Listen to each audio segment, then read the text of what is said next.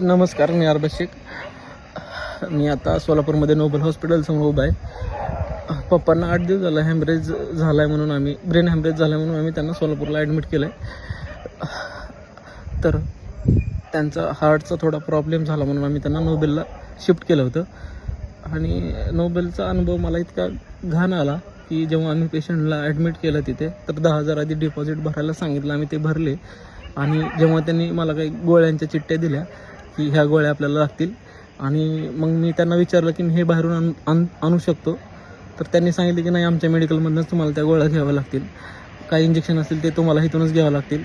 तर जेव्हा मी इथून त्या गोळ्या घेतल्या तर ते जवळजवळ सगळ्या गोळ्या 40,000च्या पेक्षा जास्त होत्या. त्यांनी मला ते म्हणजे 3 टाईम मला त्यांनी त्या गोळ्या आणायला सांगितल्या. तर 40,000 रुपये जेव्हा मी हे सगळं बघितलं, त्यांच्याच मेडिकलमधून घ्यायला पाहिजे हा फोर्स त्यांचा मी बघितला. आणि जेव्हा ह्याच्या आधी पप्पांना जिथे ॲडमिट केलं होतं तिथे असं काय मला आढळलं नाही. मी त्याच गोळ्या बाहेरून आणायचो तर ते मला जवळजवळ अर्ध्या किमतीत मला मिळत होत्या. जवळजवळ आता 40,000च्या जरी गोळ्या मी बाहेरून जरी घ्यायचा विचार केला असता तरी मला 20,000पर्यंत त्या पडल्या असत्या. पण इथे एवढी लूट होती आहे आणि माझ्या बापाला मला मरताना नाही बघायचं आहे. आणि म्हणून मला असं डिसिजन घ्यावं लागलं की त्यांना नोबेलमधून शिफ्ट करावं लागलं. आणि इथे खूपच वाईट अनुभव होता मला आजचा.